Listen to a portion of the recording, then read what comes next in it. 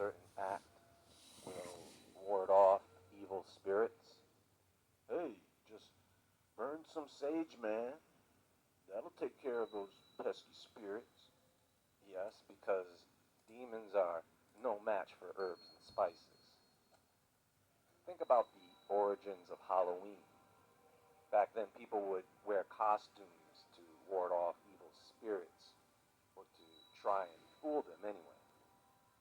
How about someone telling you that some ugly, wicked looking statue or figurine will ward off evil when, in most cases, these things look like they come with their own demon attached? Now, I had a viewer ask me a question about gargoyles, and I really want to take some time this month to get through the list of topics and questions that I've received from some of you. So while this topic is on my mind, let me just briefly explain what this thing is. See, the first thing here to understand is that nothing is what it seems when it comes to evil. There are layers to this, but I'm going to start off by just telling you all this straight up. The gargoyle can be a marker in some cases. And this idol, this marker, is sometimes associated with the evils against children. Dragon, lion, harpy, griffin, chimera, gargoyle. You can just call it by what it's known to be. It's gross.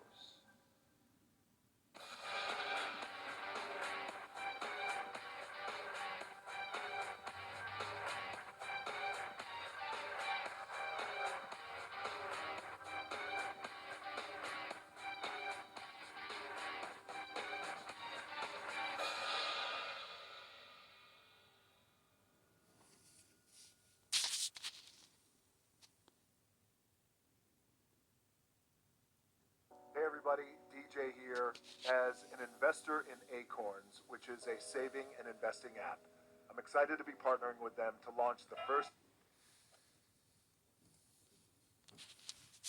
The word gargoyle is derived from the French word gargoyle, which means throat.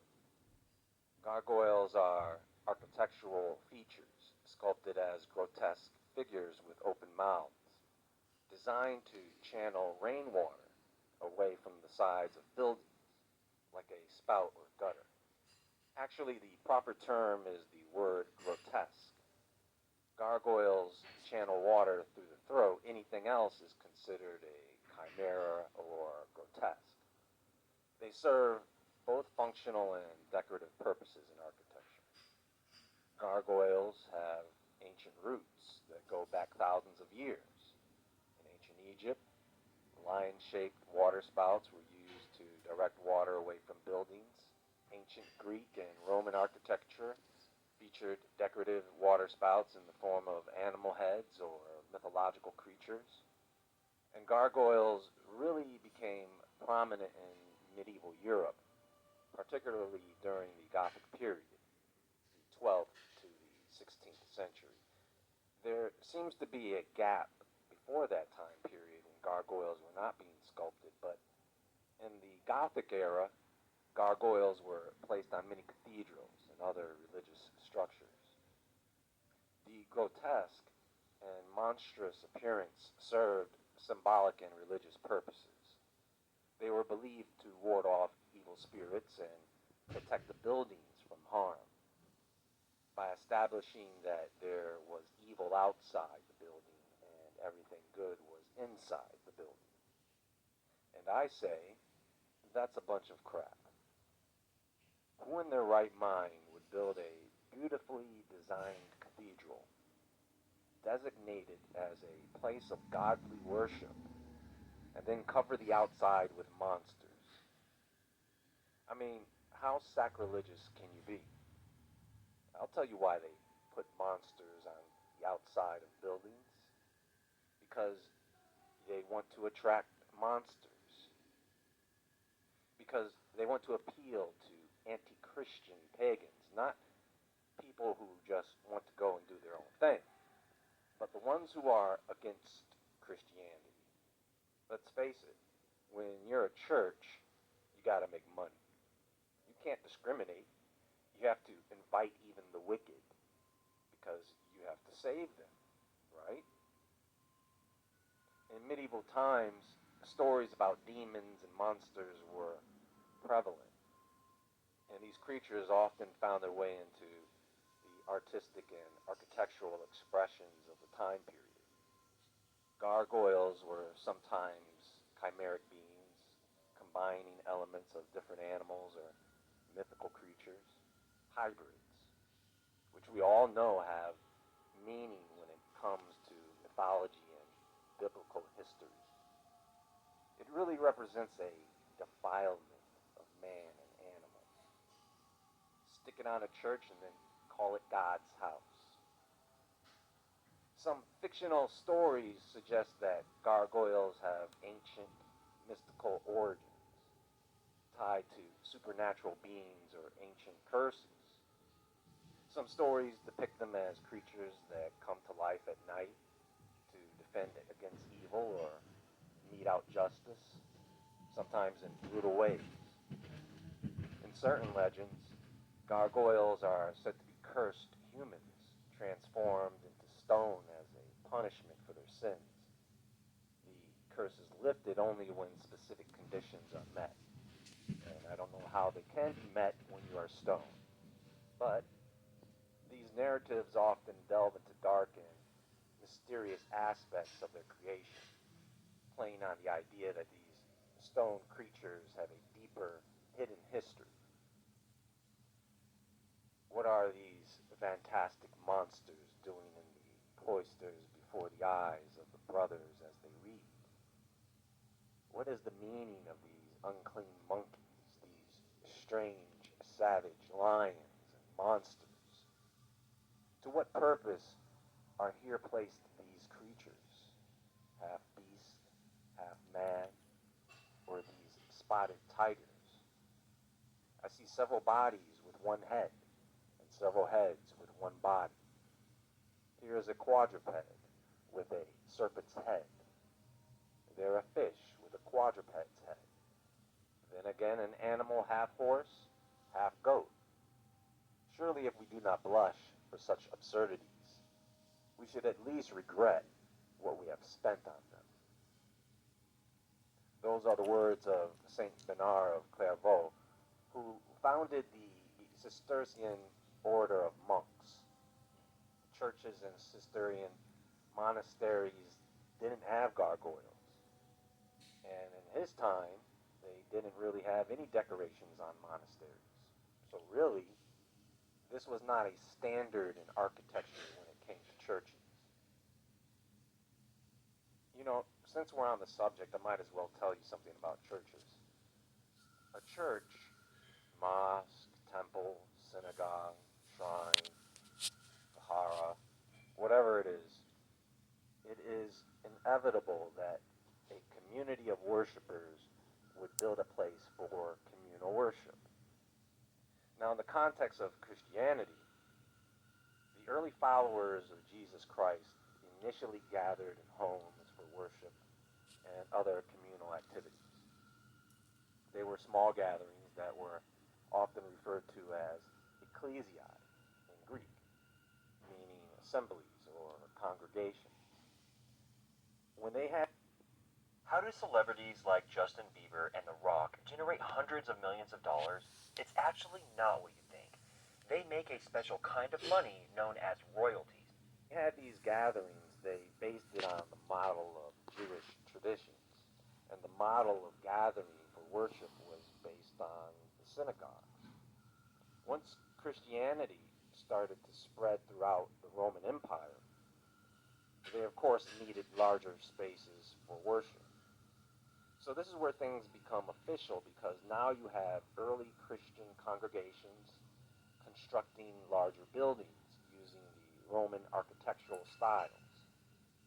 And so the building then became associated with Christian worship.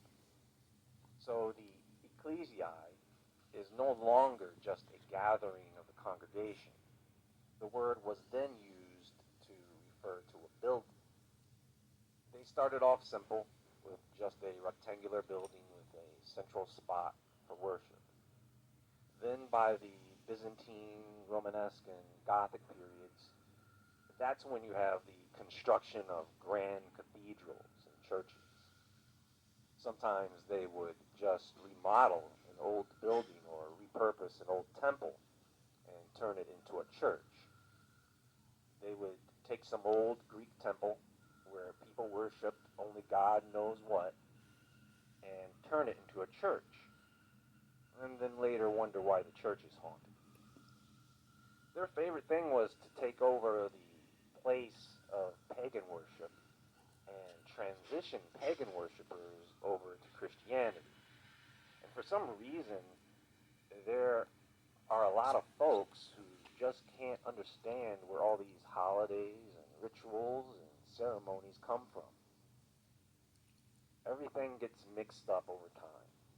It was just like Moses with the Israelites. Some Egyptians went with them, but some of those old Egyptian traditions got mixed in with Hebrew worship.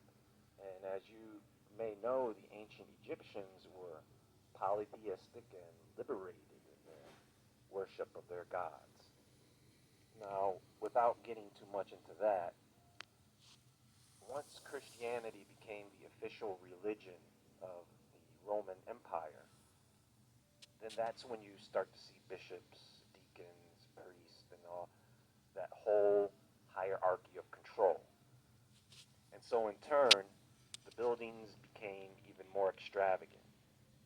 Now, when you have these people going into an official religion, not every single person agrees with what is being taught or exercised, especially when you see that some people are holding fast to pagan traditions within the church or other additions from other religions entering the scene.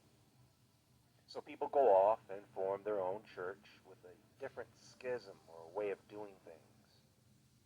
Then you have divisions and different denominations of the religion because they can't all agree.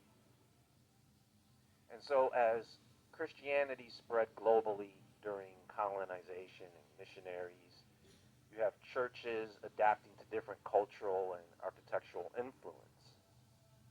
And so you end up with a diverse array of churches and designs around the world. Once again, with people worshiping only God knows what. Because in many cases, it ain't Him. So, with all that said, the gargoyle, the grotesque, is not surprising at all. In many cases, it's a sign of power and that something valuable lies within the building of the gargoyle. And sometimes it can be used as a marker for dark rituals. It has more of a meaning to those who are a part of those darker secret congregations. Similar to that owl statue at Bohemian Grove. This earth is filled with evil spirits. Some of them do absolutely nothing. They are just there.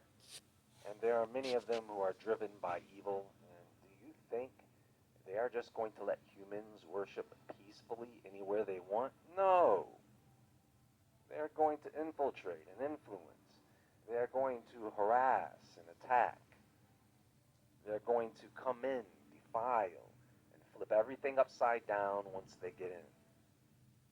And they will perch their own likeness and idols for everyone to see that this building belongs to them. Well, that's all for now, and there is more to come. I have a lot more content coming to the member website. I want to thank all of those who have supported the content there, and there will be much more going into that moving forward. Keep looking for community posts and on Instagram to stay updated with what's in the works. You can find me at JAE Woodward